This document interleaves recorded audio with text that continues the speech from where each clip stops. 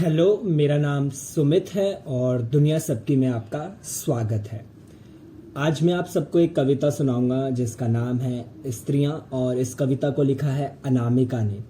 मैं अनामिका को बिल्कुल भी नहीं जानता, उनके बारे में कुछ नहीं जानता, उनकी कविताएं मैंने नहीं पढ़ी हैं। जिसकी एक वजह इस कविता में है कि मैंने क्यों कभी उनकी कविताएं नहीं पढ़ी हैं या मैं उन्हें क्यों नहीं जानता।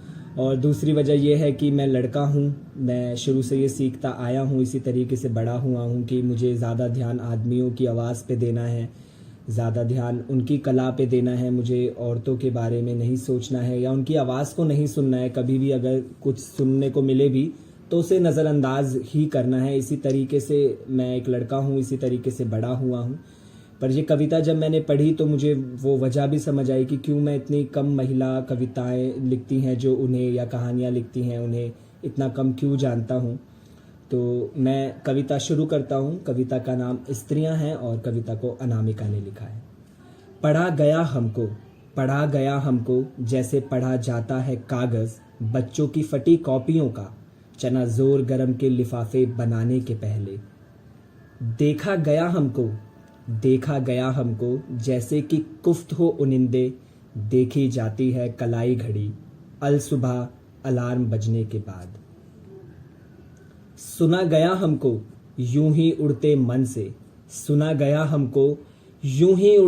से जैसे सुने जाते हैं फिल्मी गाने सस्ते कैसेटों पर ठसाठस भरी हुई बस में। सुना गया हमको यूं ही उड़ते मन से जैसे सुने जाते हैं फिल्मी गाने सस्ते कैसेटों पर ठसाठस भरी हुई बस में। भोगा गया हमको बहुत दूर के रिश्तेदारों के दुख की तरह। एक दिन हमने कहा हम भी इंसान हैं, हमें कायदे से पढ़ो एक एक अक्षर। एक दिन हमने कहा हम भी इंसान हैं, हमें कायदे से पढ़ो एक एक अक्षर। जैसे पढ़ा होगा बीए के बाद नौकरी का पहला विज्ञापन। हमें कायदे से पढ़ो एक एक अक्षर, जैसे पढ़ा होगा बीए के बाद नौकरी का पहला विज्ञापन। देखो तो ऐसे जैसे कि ठिठुरते हुए देखी जाती है बहुत दूर जलती हुई आग। देखो तो ऐसे जैसे कि ठिठुरते हुए देखी जाती है बहुत दूर जलती हुई आग। सुनो हमें अनहद की तरह और समझो जैसे समझी जाती है नई नई सीखी हुई भाषा। इतना सुनना था कि अधर में लटकती हुई एक अदृश्य टहनी से टिड़िया उड़ी और रंगीन अफवाहें चीखती हुई ची ची। दुष्चरित्र महिलाएं किन्हीं सरपरस्तों के दम पर फूली फैली अगरधत जंगली लताएं खाती पीती सुख से उबी। और बेकार बेचैन आवारा महिलाओं का ही शगल है ये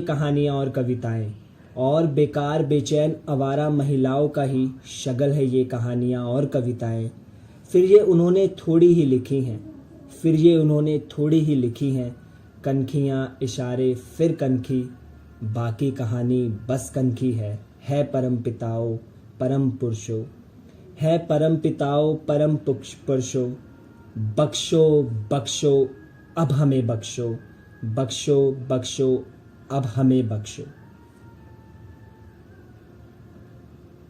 तो ये थी कविता स्त्रियां। कविता को पढ़ते वक्त मतलब जब मैंने पढ़ा तो मुझे कुछ सवालों के जवाब मिले और कुछ ऐसे बहुत सारे सवाल मन में आ गए जिनके जवाब शायद ढूंढने से मिलेंगे। और मैंने सोचा कि मुझे अपनी तरफ से कोशिश करनी चाहिए कि मुझे हमेशा जो आसानी से मिल जाता है, जैसे कि मुझे कैफ़ी आज़मी की कविताएं आसानी से मिल जाती हैं, जॉन एलिया की कविताएं आसानी से मिल जाती हैं। उनकी आवाज़ तो मैं हमेशा से सुनता आ रहा हूँ, समाज में हर वक्त उनकी आवाज़ सुनने को मिलती है। पर जब औरतों की बात आती है, औरतों का जिक्र होता है, तो कई पुरुष कवि लिखते हैं उन कविताओं को, बट मुझे लगता है कि हमें खुद ही उनकी आवाज़ से उनकी कविताओं को समझना होगा। तो मैंने ये सोचा कि मैं उनकी और कविताएं ढूंढूंगा और कविताएं पढ़ूंगा, और अनामिका की तरह और भी बहुत सारी ऐसी औरतें हैं जो कविताएं लिखती हैं, कहानी लिखती हैं, उन्हें पढ़ूंगा और जो पसंद आएंगी वो ज़रूर सुनाऊंगा। और आप भी ढूंढिए, पढ़िए, लाइब्रेरी में बहुत सी ऐसी किताबें होंगी जिनमें होंगी उनकी कविताएं। मैं भी लाइब्रेरी में ढूंढूंगा, इंटरनेट पे भी ढूंढूंगा। तो जब तक आप अपना ध्यान रखिए, सुरक्षित रहिए। अभी बीमारी गई नहीं है, मास्क लगा के रखिए, दोबारा से केसेस बहुत बढ़ रहे हैं। तो अपना ध्यान रखिए। हम अगली बार मिलते हैं एक नई कविता के साथ। बाय।